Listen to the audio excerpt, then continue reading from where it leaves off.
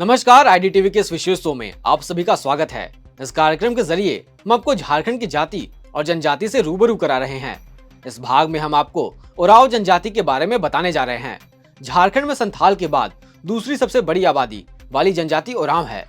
यह झारखंड की दूसरी प्रमुख जनजाति है। इस जनजाति का जल, जंगल, जमीन से गहरा संबंध होने के कारण इनके गोत्र भी पशु पक्षी, वनस्पति, धातु एवं खान गोत्र से पुकारे जाने लगे। इसी तरह खेस यानी धान लकड़ा, बाध्यमेंज यानी मछली आदि नाम गोत्र के रखे गए।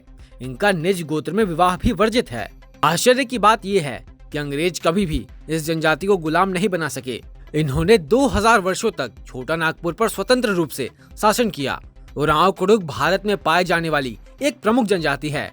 बिहार और छत्तीसगढ़ में इन्हें उरांव कहा जाता है। यह छोटा नागपुर दोए का एक आदिवासी समूह है। महाराष्ट्र में इन्हें धंगड़ या धंगर के नाम से भी जाना जाता है। परंपरागत रूप से इनकी अर्थव्यवस्था और जीविका मूल रूप से कृषि, शिकार और वनस्पतों पर आधारित रही है। ब्रिटिश शासन के दौरान ये असम, पश्चिम बंगाल और बांग्लादेश के चाय बागान में चले गए तो कुछ खनिज और इस्पात में श्रमिक के रूप में काम करने लगे। मुख्य रूप से यह जाति झारखंड, पश्चिम बंगाल, ओडिशा, छत्तीसगढ़, बिहार, असम और त्रिपुरा में निवास करती है। 2011 की जनगणना के अनुसार इनकी आबादी 17,16,618 है। अखड़ा, यदुर इनकी नृत्य शैली है।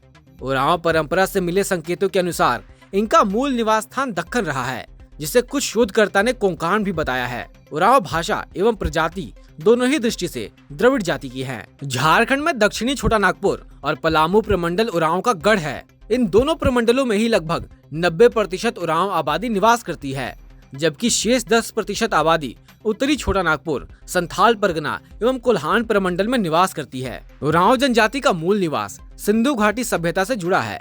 माना जाता है कि कालांतर में वे कोंकण प्रदेश आ गए। इतिहास के मुताबिक मुंडाओं के शासन काल में ही उरांव जनजातियां छोटा नागपुर क्षेत्र में आई थीं। मुंडाओं ने ही उरांव जनजाति को आश्रय दिया और दुश्मनों से छुपाया था। तब ये रोहतास में कैमूर की पहाड़ी से माइग्रेट होकर इस इलाके में आए थे।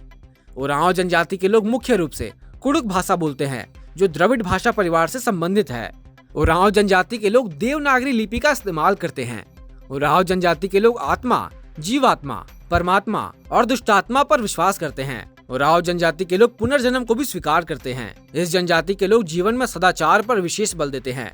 उरांव जनजाति के लोग अपने इष्ट देवता महादेव शिव को धर्मेश कहते हैं। उरांव जनजाति के लोग अपने गोत्र के पशु पक्षियों का मांस नहीं खाते हैं। उरांव जनजाति करीब 14 प्रमुख गोत्रों में विभाजित है। ये हैं लकड़ा, रुंडा, गाड़ी, तिरकी, किस्पोट्टा, टोपो, एक्का, लिंडा, मिंज, कुजूर, बांडी, बेक, खलखो और किरकेट्टा। उरांव जनजाति के लोग कुड़ुक भाषा बोलते हैं, जो द्रविड़ भाषा परिवार का ही एक अंग है। इस जनजाति के लोग स्वयं को अपनी भाषा में कुड़ुक कहते हैं, जिसका अर्थ मनुष्य होता है। सरना इनका मुख्य पूजा स्थल होता है। उरांव के कबीले में ग्राम पंचायत का बहुत अधिक महत्व है, जिसके निर्णय को गांव का प्रत्येक व्यक्ति मानता है। इस जनजाति के पंचायत को पचोरा कहते हैं। पाहन इनका धार्मिक प्रधान या पुजारी होते हैं और महतो गांव का 15 मुखिया, जो गांव का सामाजिक प्रशासनिक प्रबंधन करता है। इसीलिए उरांव गांवों में एक कहावत प्रचलित है, पाहन गांव बनाता है, वहीं महतो चलाता है। उरांव परिवार पितृवंशीय होता है, यानी पिता ही घर का मालिक होता है। गोत्र को ये लोग किली कहते हैं। धुमकुड़िया यानी युवा ग्रह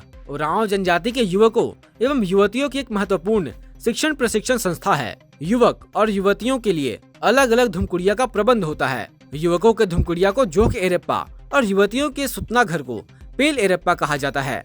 जोक का अर्थ कुंवारा होता है। जोक एरेप्पा को धांगड़ कुड़िया भी कहा जाता है। जोक एरेप्पा के मुखिया को महतो या धांगड़ कहा जाता है, जबकि पेल एरेप्पा की देखभाल करने वाली महिला बड़की धंगरीन कहलाती है। धुमकुड़िया में प्रवेश प्रायः 10 से 11 वर्ष की उम्र में हो जाता है और विवाह के पूर्व तक वे इसके सदस्य रहते हैं। धुमकुड़िया में प्रवेश 3 वर्ष में एक बार दिया जाता है। प्रवेश प्रायः सरहुल के समय में होता है। उरांव एक विवाही होते हैं, यानी ये केवल एक ही शादी करते हैं, किंतु कुछ विशेष स्थिति में दूसरी पत्नी रखने की मान्यता है। हमने आपको पहले भी बताया है कि उरांवों में समगोत्रीय विवाह वर्जित होता है। इनमें विवाह मुख्यतः बहिर्गोत्र के आधार पर होता है। उरांव जनजाति में शादी का सर्वाधिक प्रचलित रूप आयोजित विवाह है। इसमें विवाह का प्रस्ताव लड़का पक्ष के सामने रखा जाता है। लड़का पक्ष को वधु मूल्य देना पड़ता है। इसके अलावा उरांव जनजाति में विधवा विवाह भी प्रचलित है। उरांव जनजाति का पारंपरिक धर्म सरना है। जो प्रकृति पूजा पर आधारित है। लेकिन हिंदू और ईसाई धर्म को मानने वाले उरांव की भी संख्या काफी है, जो कि सूर्य देवता को बीड़ी, महादेव को धर्मेश, चंद्रमा को चंदो और पृथ्वी को आयो धरती माता के रूप में पूजते हैं। इनके अन्य प्रमुख देवी देवता ठाकुर देव जो ग्राम देवता होते हैं, मांगबुरु यानी पहाड़ देवता, डिहवार यानी सीमांत देवता, पूर्वज आत्मा यानी कुल देवता आदि है। उरांवों के पूर्वजों की आत्मा शासन में निवास करती है। इसका महत्व भी उनके बीच पूजा स्थल के समान ही है। कर्मा एवं सरहुल इस जनजाति के महत्वपूर्ण त्योहार हैं। उरांव लोग प्रतिवर्ष वैशाख में विषसेंद्रा, फागुन में फागु सेंद्रा और वर्षा ऋतु के आरंभ में जेठ शिकार करते हैं। उरांव जनजाति में त्योहारों के अवसर पर पुरुषों द्वारा पहने जाने वाले वस्त्र को करया तथा महिलाओं द्वारा पहने जाने वाले वस्त्र को खानरिया कहा जाता है। इस जनजाति के लोग नाच के मैदान को अखड़ा कहते हैं। इनका प्रमुख भोजन चावल, जंगली पक्षी, फल आदि है और हड़िया इनका प्रिय पेय है। उरांव लोग बंदर का मांस नहीं खाते हैं। यह पूरे उरांव समाज के लिए निषेध है। उरांवों के वर्ष का प्रारंभ धान कटनी के बाद मतलब नवंबर दिसंबर के महीने में होता है। धान कटनी के समय से ही फागु पर्व यानी मार्च तक का समय सर्वाधिक पर आनंद का समय माना जाता है। उरांवों में शव का प्रायः दाह संस्कार होता है। ईसाई उरांव का भव अनिवार्यतः दफनाया जाता है और सभी क्रियाकर्म ईसाई धर्म के अनुसार ही किए जाते हैं। स्मशान में इनके शव को गाड़ा जाता है तथा इसके ऊपर बड़ा पत्थर रखा जाता है। अब बात करते हैं झारखंड में उरांव जनजाति के राजनीतिक प्रभाव की। दरअसल उरांव जनजाति इतिहास से लेकर अब तक नायकों से भरी पड़ी है, पर सबसे पहले बात उस नायक की जिसने आजादी की लड़ाई भी लड़ी और अपने समाज को आगे भी बढ़ाया, पर इतिहास के पन्नों में वह गुमनाम है। हम बात कर रहे हैं आजादी के दीवाने ठिबले उरांव, जो आदिवासियों के उत्थान के लिए अंग्रेजों से भिड़ गए थे। 1917 में महात्मा गांधी रांची आए तो कई नेताओं से उनकी मुलाकात हुई। तब ठिबले उरांव की भी गांधी से भेंट हुई। जब रांची में 1920 में कांग्रेस की स्थापना हुई तो उसी समय ठिबले उरांव कांग्रेस के साथ जुड़ गए।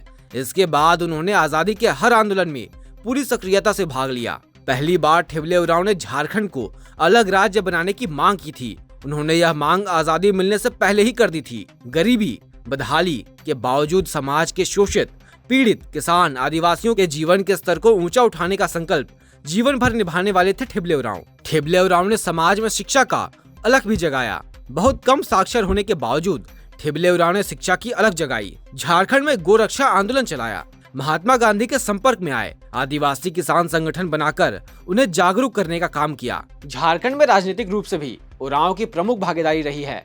स्वतंत्रता सेनानी बुधु भगत, सेनानी और समाज सुधारक जतरा भगत, लांस नायक, परमवीर चक्र प्राप्त अल्बर्ट एक्का आदि पर उरांव जनजाति गर्व करती है। इसके अलावा झारखंड में बंदी उरांव को कौन नहीं जानता। अलग राज्य की लड़ाई लड़ने वाले बंदी उरांव राज्य सरकार में मंत्री भी रहे। इन्होंने आदिवासी समाज के विकास के लिए काफी काम किया। इसी तरह कार्तिक उरांव भी जनजातीय विकास के लिए काफी कुछ करते रहे हैं। वह केंद्र सरकार में मंत्री रहे, जनजातीय विकास के प्रति हमेशा समर्पित रहे। आज बंदी उरांव और कार्तिक उरांव की अगली पीढ़ी डॉक्टर अरुण उरांव और गीताश्री उरांव इस परंपरा को आगे बढ़ा रहे हैं। गीताश्री उरांव तो झारखंड के शिक्षा मंत्री रह चुकी हैं। इसके अलावा लोहरदगा के पूर्व सांसद सुदर्शन भगत, मौजूदा सांसद सुखदेव भगत, पद्मश्री पर्यावरणविद सिमुन उरांव, झारखंड के पूर्व स्पीकर दिनेश उरांव आदि इस जनजाति के प्रसिद्ध राजनेता रहे हैं। दर्शकों, कैसी लगी हमारी ये पेशकश हमें जरूर बताएं। यदि किसी खास जनजाति के बारे में अगर आप जानना चाहते हैं तो वो भी हमें आप कमेंट्स में बता सकते हैं। फिलहाल के लिए बस इतना ही। शुक्रिया।